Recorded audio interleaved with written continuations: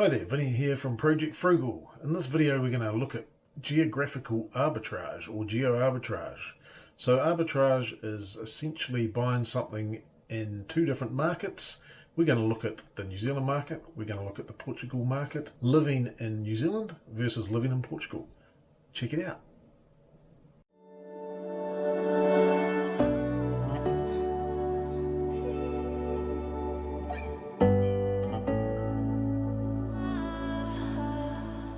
Right, so here we are. So we're going to have a look at Lisbon and Wellington. So Wellington is the major city where I live, or I just live just out of that city.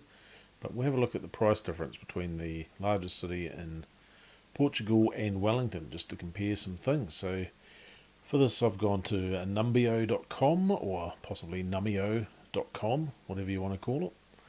And if we just have a look at some basic things here, we'll just have a look at restaurants. So looking at these numbers here, 54% cheaper in Lisbon than it is in Wellington. Beer is way cheaper. Some of these numbers are not exactly correct, close enough, based on people submitting data, etc. Getting a standard coffee is, well, 71% more expensive in Wellington. And if you were going to buy a 330ml bottle of Coke or Pepsi and you're paying $3.50, well, you deserve to have no money, I would suggest. So general grocery prices of all sorts of things here. We've got milk, way cheaper. Basically everything apart from cheese on this list is cheaper. We have a scroll down to, we'll have a look at transportation. Again, that's cheaper for public transport, but in Portugal, having a private car costs a lot more money. Petrol's more expensive, looking at $2.53 New Zealand dollars per litre, whereas here it is, my local area, I think it's just clipped over the $2 mark.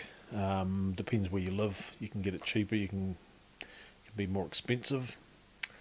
Utilities, again, internet's cheaper in Portugal.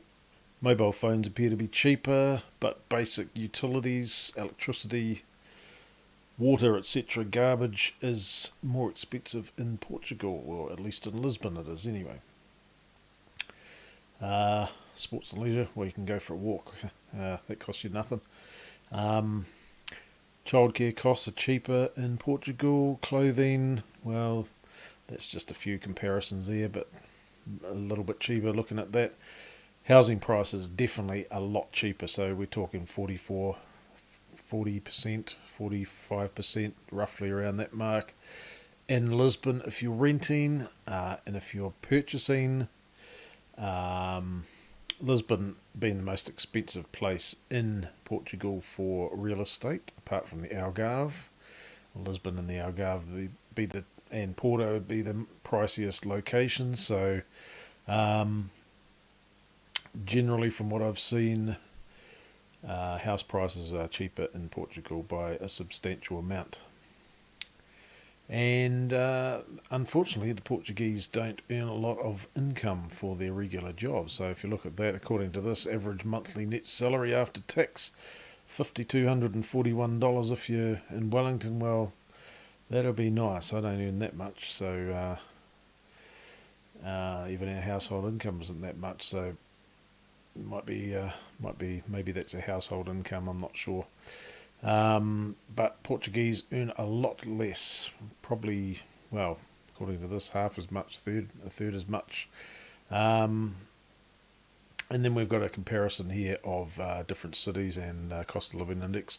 Portugal is well below Wellington, which is 78. Portugal's 53. So let's have a look and see if we can find some other comparisons. Okay, so now we're going to have a look at tax rates in New Zealand. So this is in New Zealand dollars, so it's a progressive tax system. If you earn up to 14,000 New Zealand dollars a year, you get taxed at 10.5%, and so on for the rest of these numbers. So as soon as you hit 70,000, you start getting taxed. Any income over 70,000 is taxed at 33%. So that's the maximum tax rate. If we go and have a look at the Portugal tax rates, so their top tax rate is 48%. So this is in euros. So 1 New Zealand dollar equals about 60 euro cents. 1 euro equals about $1.66 New Zealand. So 80,000 euros times 1.66 is quite a substantial amount. So basically, if you're earning a reasonable sort of income, you'll be paying a pretty high tax rate regardless. So they get taxed more in Portugal. However, if you do move over to Portugal on a D7 visa, for example, which is probably the easiest way to get over to Portugal, you can apply for a 10-year, it's called the non-habitual tax rate, non-habitual resident, something like that, and that way any income you earn in Portugal is taxed at a flat rate of 20%, and any overseas income that might be taxed in your host country, generally they have some sort of agreement with most countries that you won't get double taxed. So that's something to keep in mind. Okay, so we're going to have a look at temperatures. So Wellington, summer is essentially December to February, or roughly, so that's when the hottest months are.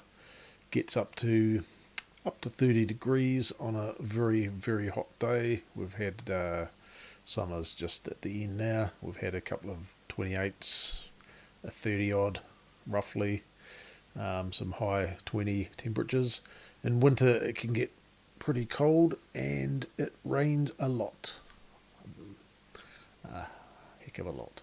So July, August, September are the hottest months in Portugal, and according to this it can get up to average maximum temperature of 28, so definitely a lot hotter in summer, and in winter it is still a couple of 2 or 3 degrees warmer regardless of New Zealand, which is pretty cold. And looking at the precipitation rather, 1265 millimetres a year in Wellington versus 753 millimetres in Lisbon, so almost half the rainfall.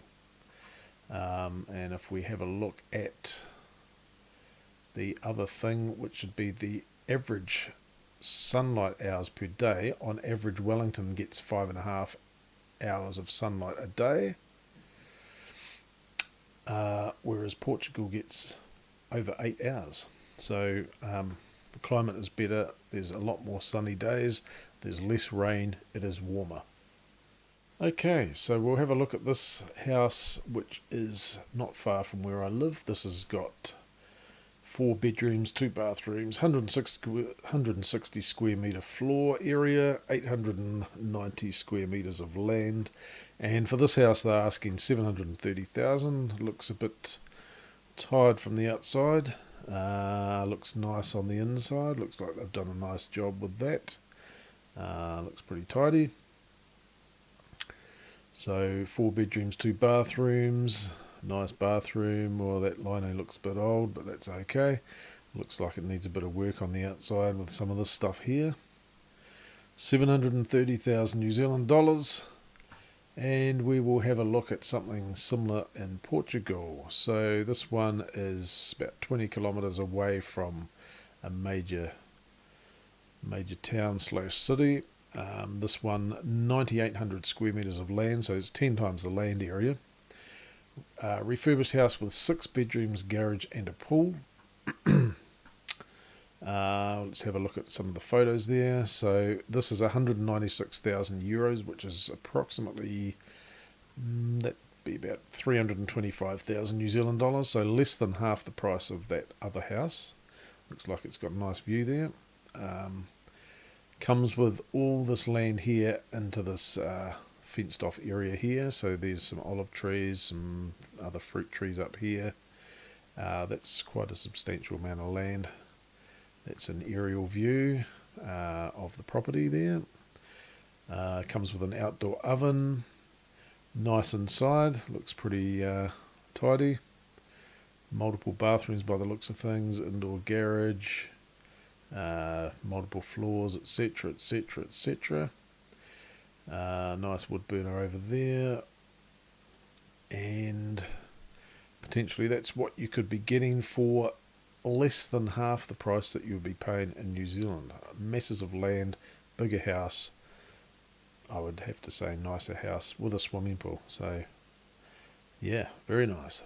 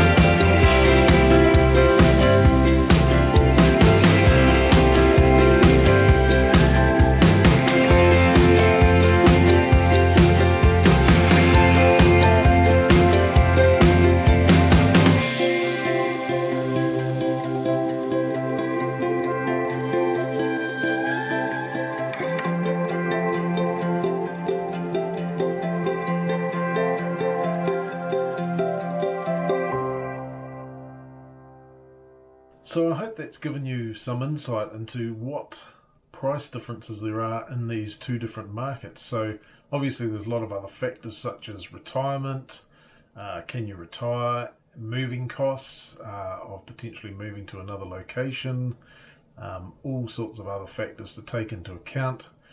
Could be worth it for you. It's worth checking out, and don't be limited by where you are now or what your circumstances are, because maybe things could be better and maybe this is an option.